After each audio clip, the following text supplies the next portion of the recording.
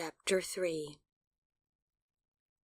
Vivian had heard from the nurses about the extremely handsome young man who had been delivering bouquets daily to her bedside, but even their breathless, giggling descriptions did not prepare her for the shock of seeing this man appear quite suddenly beside her bed one afternoon, like a mushroom after a thunderstorm. She had a small head start on him, since she had in fact spotted him as he came in, but even so, the sight of him coming closer, in through the door and toward her bed, was a kind of horror. Her eyes took in his dark, sharp suit, his tall, lean frame, his dark hair brushed with conservative care to one side, and a perfection of features that was unlike anything she had ever seen, even at the Sunday film matinees. Neither Vivian nor her mother sewed men's clothing, of course, but from what she knew about cut and material and stitching, she could tell that this man was wearing a meticulously tailored and undoubtedly very expensive suit. She was unsure that she had ever spoken to anyone in such a garment, and his handsomeness merely added insult to injury. The impact of it all hit her like a sock in the jaw. She turned her head away and held her breath, stunned and filled with sudden anger. Who did this man think he was? Her neck and shoulders hurt as she turned her head. If he thought that she was just going to be awed by the grandeur of him, he had another thing coming. Something in her felt immediately at odds with him. He moved in an elegant, but perhaps slightly arrogant way, as if he owned the place, and upon closer inspection there was something else that hung about him too, something that she could not pinpoint, that held her intense interest. But it was when he reached the side of her bed and opened his mouth to speak that her world truly came apart. His rich voice poured down from a great height into the space around her, like the luscious honey, with a kind of low, throbbing hum to the back of each of his words, and even in the spaces around and between the words. It was confusing to be unable to really focus on his words when the means of their conveyance was so mesmerizing. When he spoke, it suddenly seemed very difficult to dislike him, although the feeling had been quite strong just a moment earlier. Why should this be? His intonation had the light traces of an unusual accent that she had never yet heard. Perhaps of someone from the continent, perhaps of someone from Britain. Yet at the same time it sounded southern and warm and familiar somehow. She looked into his face and tried to place where they might have met before. Then she asked him if she knew him. His reply was evasive, but he added that bit about bringing her another floral addition to her collection as if to flatter her and to cover up the fact that he hadn't actually explained anything at all thus far. The struggle within her between curiosity, wonder, and a strong dislike became even sharper when he went to get the chair to pull over to the right side of her hospital bed. The way he moved was like a dancer. He was undoubtedly more graceful than she was, and that irritated her again. Who was this man? Perhaps she was foolish, no, perhaps even unfair towards him, to imagine ill of him. He seemed friendly, almost helpful, and there could be a kind and good reason why he was taking this interest in her. For a moment she wondered if he might in fact be a secret prince or duke, like Nadine was always dreaming of. Her practical side suggested that maybe he was with the hospital and wanted to ask her about how she was finding her stay. But then, when he had last admitted that in fact he was the reckless idiot who had crashed into her and caused all her injuries, Her hatred of him flared up again like a fire being fed a bucket of dry leaves. She had wondered, with some spite, about who it was that had caused her all of this pain, and now to know that her bones had been rearranged by this extremely handsome and probably also careless and self-absorbed young man filled her with anger. She looked down at her hands and was relieved that he had not offered her his hand to shake, and that she had not actually had to touch him, which she was worried she wouldn't have been able to do without visibly trembling. She wanted to crawl out of her skin and vanish, and she began to inwardly pray that he would leave quickly. Instead, the young man sat down next to her and began describing the accident. And as he did, something in her memory clicked. "There was a red balloon," she said. Yes, that was it. The balloon had distracted her, so perhaps it had drawn his attention away as well. If yes, maybe he wasn't all that bad of a fellow. Even the boy had been entranced by the balloon. Surely she couldn't hold that against anyone. But then came the man's reply that he had not seen a balloon. Only her. What a strange and unexpected reply. No man had ever looked closely at Vivian that she could remember. Certainly no one had ever said something like this to her. At his words, she overcame her reluctance to look at him and let her eyes move upward, studying his dark hair and his pale, perfectly symmetrical face and handsome jaw with as much intensity as she had found the courage within herself to do. Now that the question of who he was had been addressed, the question of his personality and intent became paramount. Was this man some sort of rich playboy who selfishly thought he could paper over 2 cracked ribs, major leg surgery, and a broken thigh bone with clumsy flattery and a smile? Her inner practical sense revolted at this. But as her eyes took in each of his features in sudden detail, the eyelashes, too long and dark for any man's needs, the eyes of indeterminate color, except to say they were deep, a light blue shirt contrasting with the dark of his suit, vest, and tie. Didn't they make anything burlap in his size, for instance? His expression all wide-eyed and helpful. It made her physically sick. Had they met before somewhere? The longer she looked at him, the less likely it seemed. His didn't seem like a face she would ever forget. And yet, she asked again if they had met before, and this time the stranger replied, once again, in his incomparable voice, that he did not think they had. For the briefest instant, she felt that it might perhaps be wonderful to actually be the person he had been looking for. But now, to not be that person at all was like the sudden loss of something she never knew before she had wanted. At the same time, she wondered if, while she had been looking at him so closely and finding him more perfect than life to look at, he had been looking at her also, and simply discovered that, previous meeting or no, he was suddenly rather less interested in her than he thought he might be. The fact that half her face was still dreadfully bruised only then made itself known again in her mind, and she squirmed.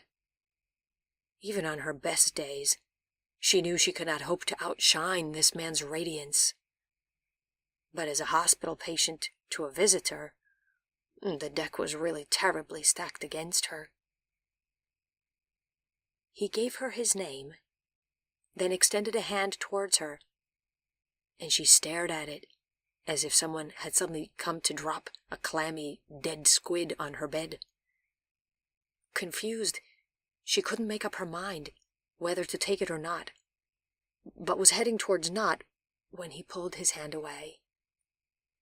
At once, a sudden regret came over her. Oh, why had she not agreed to shake hands? Now he would think that she loathed him and that would be the end of that. She frowned and redirected her anger inward at herself. No, she was not who he had wanted her to be. And all the time he had been watching her just before the accident, he had imagined her to be someone else, only she wasn't. All these damaged bones, all this pain under her ribs and in her leg, and for what? So that now the world's most handsome man could come by her bedside, offer her his hand to shake, and that she had refused. Their conversation ended quickly after that. Sensing that she wanted him gone, he gave a formally worded apology to her and prepared himself for departure. The arrival of the nurse telling her that her mother had come, her visitor expressing feigned surprise that her name was Vivian, and then saying he would be back before fleeing as quickly as possible, all made it very clear that he suddenly sought a speedy way out of this disaster of a conversation, which apparently hadn't gone at all the way he imagined when he wasted his money on all of those bouquets.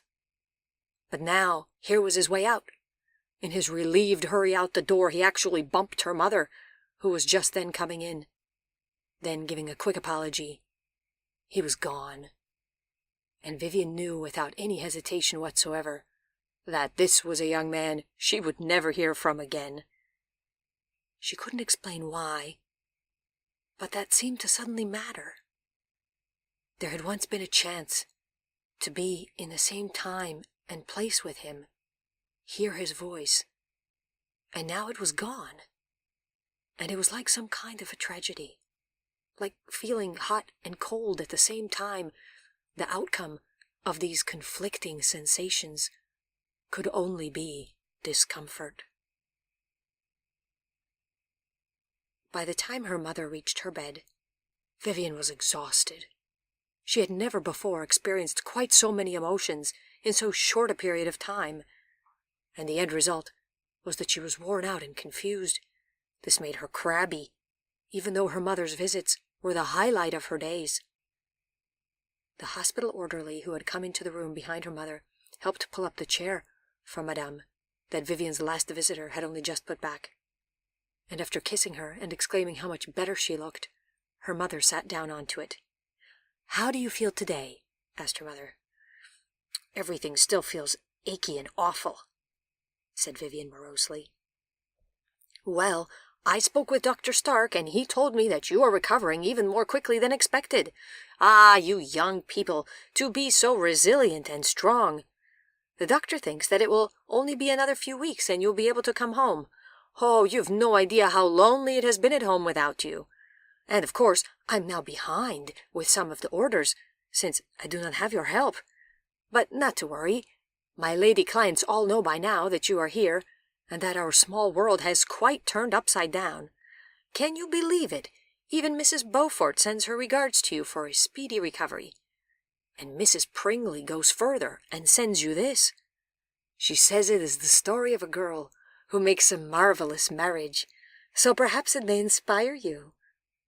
Here Marie Prevet put her hand into her bag and pulled out a small book.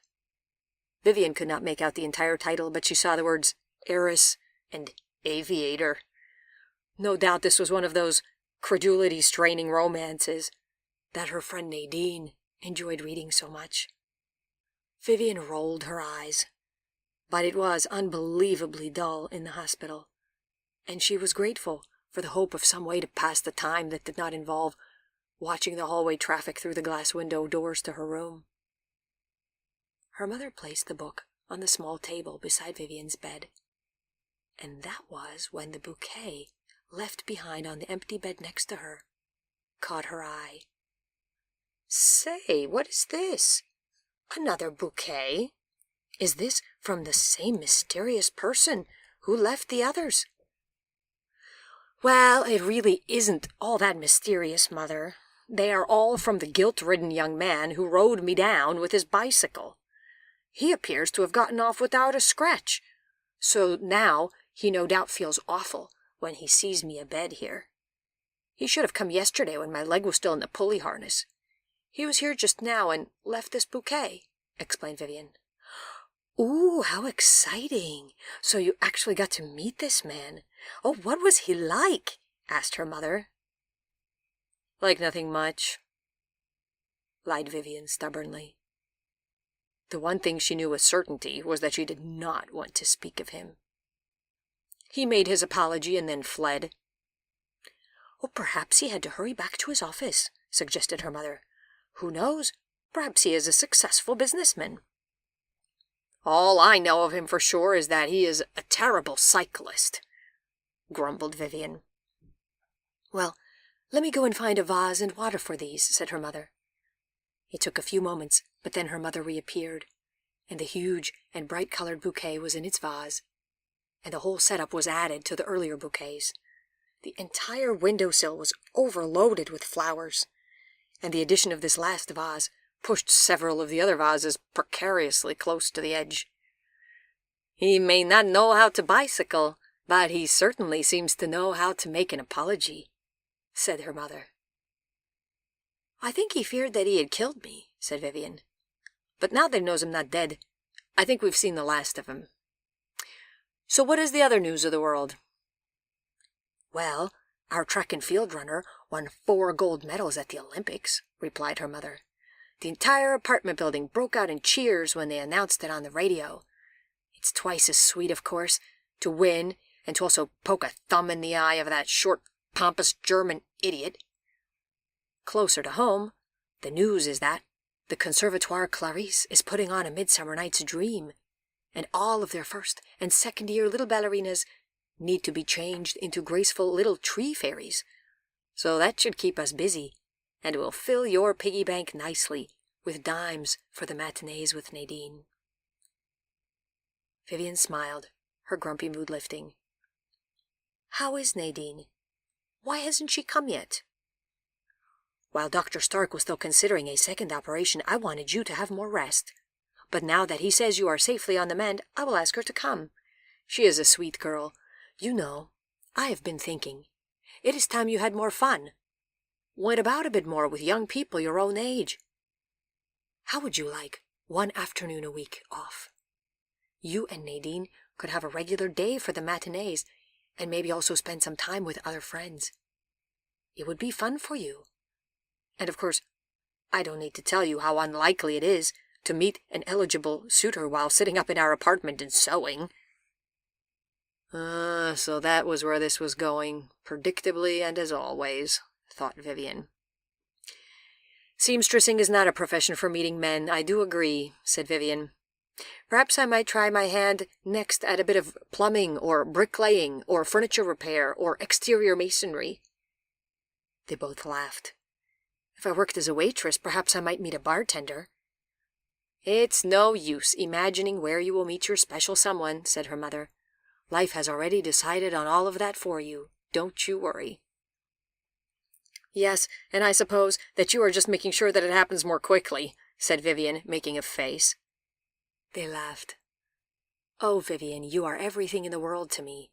You cannot begrudge me making my best efforts on your behalf, said her mother. Vivian had some time ago already reached the age where she could see that her mother was an imperfect creature, where they were more sister-like friends in some ways than in that state of childlike adoration of one's mother that Vivian had lived in as a younger girl. She could see where her mother was repetitious and simple, and sometimes even seemingly strict and annoying, but she could also see the warmth of affection, the good intent, and the sincere well-wishes and dreams of her mother. She always just felt better when her mother was around. The long, dreary, lonely days in the hospital were like a series of seemingly interminable moments strung together, in which she was waiting for her mother to come back. She was also waiting for the young man to come back, she discovered. She caught herself restlessly thinking about him from the moment she awoke the next day, and she wondered if he would come. Why should she care if he returned or not, she asked herself. It wasn't care, she tried to convince herself, just dreadful dullness. She tried reading some of the book that her mother had brought her, but it was hard to focus on the words. Instead, she lay with her cheek against the pillow of her hospital bed and recalled every detail of him, remembering his eyebrows and cheeks and the shape of his ears. Which film star did he look most like, she wondered. The screen had never seen such stunning looks, she finally decided.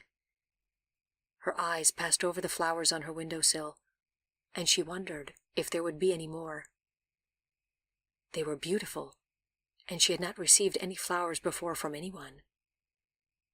Vivian loved flowers.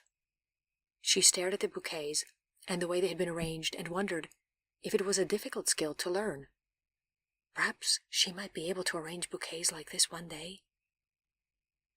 She had a city dweller's fascination of growing plants, and her daydream of having a garden of her own one day was one of the key ways in which she spent her hopeful moments.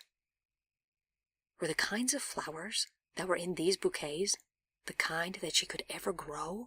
She wondered. She imagined the florist handing the mysterious Gregory Morgan the bouquets, and then imagined him walking down the sidewalks to Charity Hospital to drop them off by her bed. Heads would undoubtedly turn. There was no question of that. And the flowers had been for her.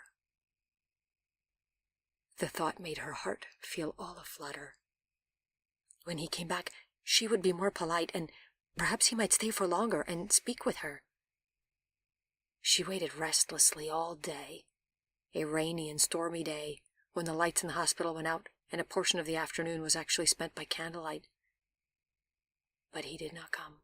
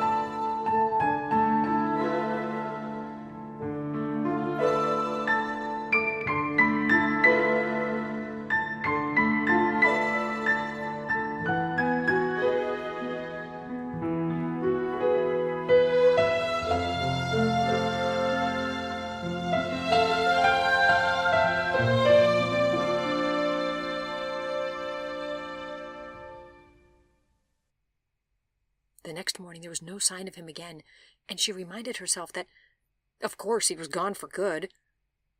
But despite this, she kept finding herself holding out some kind of both hope and horror that he would somehow reappear by her bedside. He did not come. But that afternoon, Nadine came. She rushed up and attempted to hug Vivian until Vivian breathlessly reminded her that she had a couple of cracked ribs. "Oh, I'm terribly sorry, Vivi. I'm just so glad to see you. My, but you do look perfectly dreadful." Vivian grimaced. "I would dare you to look any better in my situation." "Your mother told me that some fool drove you over with his bicycle, but then he felt awful about it, and so he brought you all these flowers. Oh, those must be them, then." She looked over at the windowsill where a good number of the bouquets still reigned in glory. "Perhaps he is a florist?" That seemed so silly that they both laughed. "He's an idiot," said Vivian decisively, as if to close the matter. For some reason that she would not admit to herself, she did not want to discuss Mr. Gregory Morgan with her friend. He was just the sort of young man that her best friend would roll her eyes at and make moaning noises over. There wasn't a Hollywood leading man that Nadine had not dreamed out loud about. And Vivian did not want to share Gregory Morgan with her also, to drool over. She made a silent but fervent prayer that he would not appear while Nadine was there. "What's this?" asked Nadine, looking over at the book that was on the table by Vivian's bed.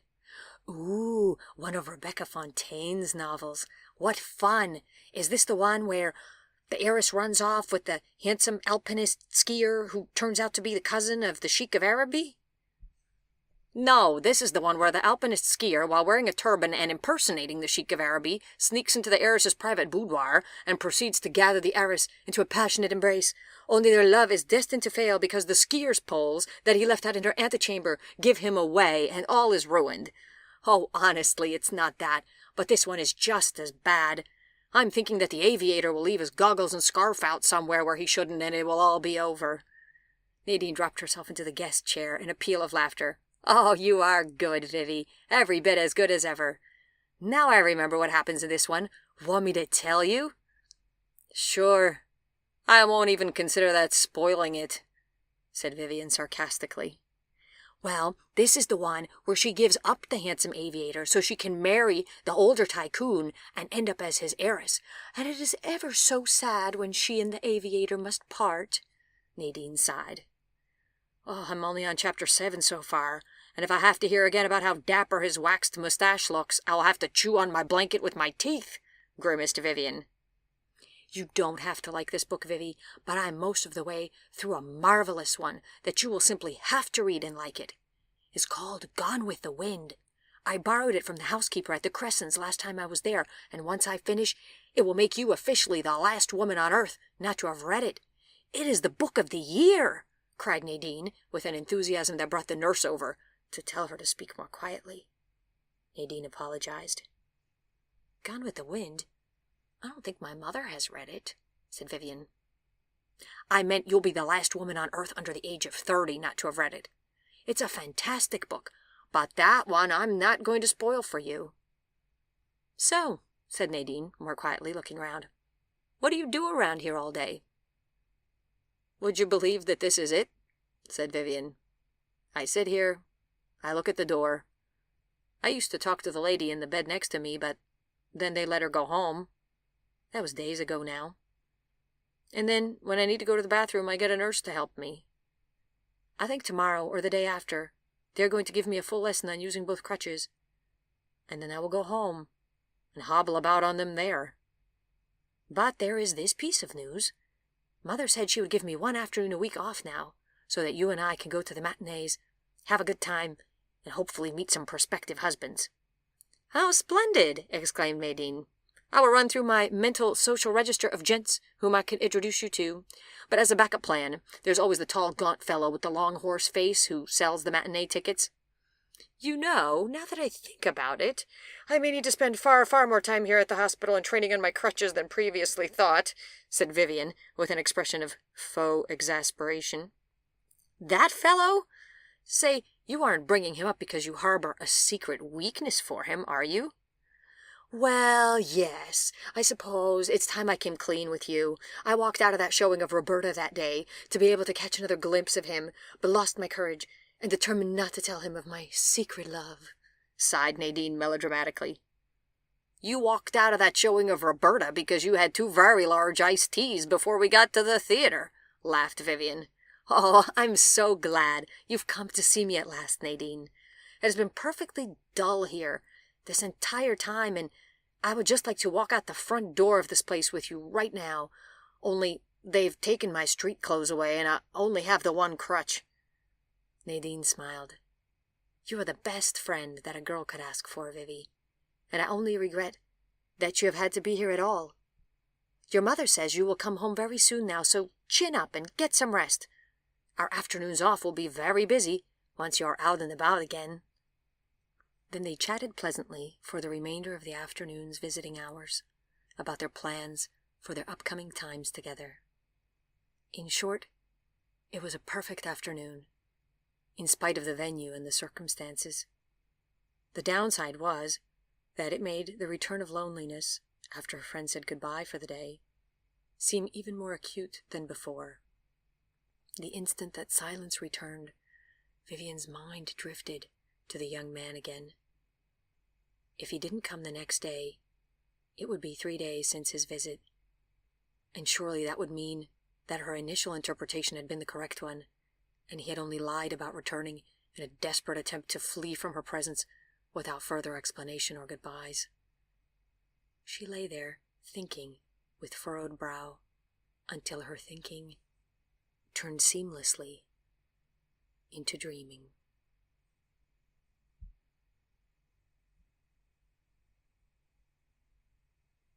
The next day, Vivian ate her breakfast, got the requisite morning visit from Dr. Stark to check on how her leg was healing, propped up in bed, and attempted to read her book again. But once the morning visiting hours began, she found herself jumping at every noise. He said he would be back, hadn't he? Why had he said that? The only question trickier to answer than that was whether she wanted him to come back. In the end, she settled that for herself by once more telling herself that it wasn't that she wanted to see him again, but that it was so dull in the hospital she would welcome a visit from anyone, no matter how pointless. There was no such luck, however. He did not come, and the most excitement that was to be had in the time before lunch was in watching a window washer dangling on his rope outside of her window, with his slopping water bucket tethered to his overalls. Then it was lunchtime, and the hospital managed to hold its perfect record of a string of absolutely disgusting meals since Vivian had arrived, so she restricted herself to dry toast and some mushed peas. How anyone was supposed to gather strength on this kind of food and ever get better was a mystery to her. Quite early in the afternoon, however, something out of the routine happened, which was that a nurse appeared at her bedside and said that the doctor had ordered for her to get a shot. It had been a number of days since she had had to get any shots, so this surprised Vivian. But she did not question the doctor's orders. It was a different shot than the ones she had gotten before, which either did nothing or else seemed to blunt the pain. After about 2 minutes, this one made the room seem to go round. The sense of dizziness became more and more pronounced as each minute went by, and Vivian had made up her mind to alert the nurse on duty that something was quite certainly wrong, when she discovered that she really did not have the energy anymore to get the nurse's attention. Her hands, instead of waving obediently in the air, as she had thought to command them to do, flopped like dying fish on top of her white covers. Then that seemed suddenly funny, and she began to laugh. What strange ideas her doctor had about what kind of medicines would be suitable for her recovery. She was staring toward the door, her eyes unfocused, when the shape of a man in a dark suit began to walk toward her and gather sharpness as he got closer. "Oh, so you've come after all, you skunk," she said to him, her words rolling together a bit, which surprised her. The dark suit pulled up abruptly. "I beg your pardon? Did you just call me a skunk?" asked the world's most perfect baritone, drifting down on her from somewhere high above. "I did," she nodded seriously, but then stopped because the nodding was making the room go in circles again. "You got a lot of nerve, you have," she added. "I've got a lot of nerve," he asked, tossing another bouquet on the empty bed beside her and stepping closer. Again that slight bit of accent that she couldn't place. "Well, I certainly haven't reached the point where I speak rudely to people I barely know." This time Vivian followed the voice to the face from which it was coming. There was a paleness of features, contrasted by dark hair. Unlike the room, it seemed to hold fairly still, which was useful. Vivian didn't think it would have been easy to conduct a conversation with a floating, spinning head. "I see you've brought me another bouquet," she said thickly, her voice sounding strange and far away, even to herself. "You're either trying to break the windowsill under the weight of all these flowers and vases, or you're trying to learn at which point the hospital will tell you they've run out of vases, because you are a vase seller and want to sell them more vases, and it is useless, I tell you, because they haven't got the funds for decent toast for lunch. So you could just forget it as far as vases go. Yes, you can. And the window washer had to remove all of your bothersome bouquets before he could get to the window pane, which was dreadful of you, since he was hanging by that rope, and that makes it hard to move things, and the toast was all gone by the time he was finished, which is a good thing, because if it wasn't for the toast, I would probably have died days ago now." Exhausted from all the effort of talking, she turned her face over to lay on one cheek, took a deep breath, and closed her eyes. There was silence, and then from somewhere in the height above her there erupted the warmest, most perfectly pitched laughter that she had ever heard. It was a fantastically beautiful sound. "Oh, good grief! You are a complete shambles today, mademoiselle. What have they done to you? Let me go and fetch the nurse." Vivian tried to explain to him that there was no point in calling the nurse. What with the price of vases and toast being what they were, she was unlikely to be of much help. But he went off anyways to get her, and in a few minutes, Vivian's bed was surrounded with disembodied voices, all talking at the same time. Then after a while they all left, and only the shape in the dark suit sat down by her bed. "It appears that you have mistakenly received the sedative intended for another patient," he told her, leaning down softly to speak to her. She wished he could come even closer and drop right inside her head so that she could hear his voice without any distortion or distance whatsoever. But what was he talking about? "Patient, patient," mumbled Vivian. "I hope you're not telling me to be patient. Why did it take you 3 days to come back?" "Why, did you miss me?" asked her visitor, in a gently teasing tone. "I waited for you every day, and you didn't come. You have no idea how dull it is here. The flowers are nice, but they're mostly dull, too. I miss everyone," said Vivian, her eyes tightly closed. "I hadn't thought of that," said the young man. "Well, as a matter of fact, it took me a long time to come because I knew I was supposed to return with something, and could not remember for 2 days what it was. As a rule, if I don't write things down right away, there's no telling what will still be in my memory by the time I get around to it. And I left here last time in a state of excitement, so I guess that is where I failed to be as thorough as I should be with my notes. But I did remember in the end, and I managed to find it, and I brought it with me." "Is this something to eat?" she asked morosely.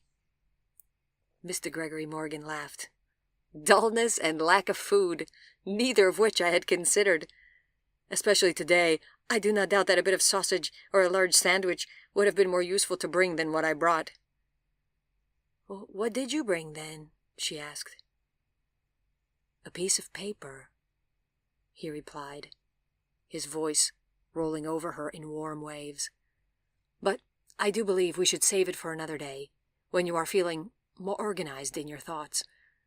Also, with you being as hungry as you say you are, I'm afraid you might tear it up and eat it, which would be a tragedy since it happens to be a very important piece of paper to me." "No paper today," she agreed, opening one eye to see if he was really still there in the flesh. "Too hungry." A box of biscuits would be far better, she thought, or a baguette, or even a ripe tomato. "What's this?" He had reached across to the book on her small table. "The heiress who was loved by an aviator? Really, Mademoiselle Vivian, is this the best you can do? Or can this perhaps also be blamed on the medication error?" "Hate it," Vivian said, unequivocally, shivering. "Mother brought it. The aviator is a first-rate idiot. They want to run away together, but he cannot figure out how to do it. He flies a plane, for heaven's sake." She raised up a palm to smack her forehead with, or at least tried to, but somehow missed, on account of her forehead apparently not being where she thought it was. He watched her and started laughing so hard that she thought he might fall out of the small chair. He actually had to put his head down towards his knees at one point and try to catch some air. "Oh, this is the funniest thing I have seen in years and years," he laughed happily. "Here, would you like me to help and smack your forehead for you?" he hooted. Hearing his bright laughter all around her seemed like the best part of any day that she had ever lived through, and she started to laugh as well. It took a while, but he managed to recover from his attack of hysterics, and the smile which he gave her was the warmest, brightest thing that had ever been in that room. Lightheadedness came over her again, and she reached out a hand to steady herself by catching at his shirt cuff. A strange expression came into his eyes, but he did not object to her holding onto his clothing. They sat quietly for a while. "So, now, thanks to this medication error, you must tell me the absolute truth no matter what questions I put to you?" he asked after a while, with an impish grin. "Yes," replied Vivian solemnly. He seemed to think that was also funny, and so they laughed together again. Then, after asking her what she thought of several silly things, none of which she could later remember, he probed, "You did not altogether enjoy meeting me last time, did you?" "No," she said. "Too confusing." He thought about that. "What do you mean? Now I'm confused." "I wanted you to go, right up until you went. And when you ran over me, why did I end up so injured, when you did not get hurt at all? That's not very fair." "It was an accident, you know." "And who said I did not get hurt at all? I have a nice collection of stitches in my upper arm for you," he said. "Show me," she said. "I don't believe you." "What? And partly disrobe here in the hospital ward? The nurses might think we'd both gotten your strange shot." "Show me," she said, wanting to see the evidence. He looked puzzled, and she could see him hesitating. She could not understand why he was hesitating. Finally he said, "Very well, Mademoiselle Vivian. As long as we agree that I do not wish to see your stitches in return. I do not know exactly where all of your stitches are, but I'm not interested in being arrested. Do we have an agreement?" She nodded. Then she felt her eyes get bigger and bigger as she watched him shrug out of his suit jacket, unbutton one of his shirt sleeves, push the yielding fabric up his arm, and point out the very bottom of where his arm was stitched. It was a nice-looking arm. She could feel the flush creep up her neck and into her cheeks as he looked back at her, his gaze quizzical. It made her dizzy again. "Are you sure you don't remember meeting me before?" he asked after a while. "No, did not meet you. I would not have forgotten you," she said, and then closed her eyes and daintily added, "Too beautiful." Then in the next instant she wondered if she should have said that. She heard the shuffling of his clothing as he rolled his shirt sleeve back down and put his suit jacket back on.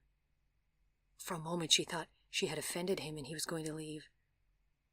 But then she heard him sit back down in the chair next to her bed, and she exhaled with relief. "Don't go," she said, eyes still firmly closed. "I'm right here," he said simply, and his voice was full of every comfort and reassurance in the world. The world was getting increasingly fuzzy, but she could feel him there, a stationary point in this room that was slowly spinning. "You won't remember much of this later," he mused. "I wonder if that is a good thing or a bad thing. I wonder if you even remember my name right now." "Sure," she mumbled. She paused a moment, thinking and making sure that she got it right. "Gregory. Always Gregory. Never Greg." "Yes," he said. "I can't hear you breathing," she said. "Do you want to?" he asked softly. She nodded, pushing her face deeper into her pillow. Then a heavy silence fell over them. How had she ever imagined that she wanted him gone? The closer he was, the better everything felt. The sense of security with him was suddenly absolute.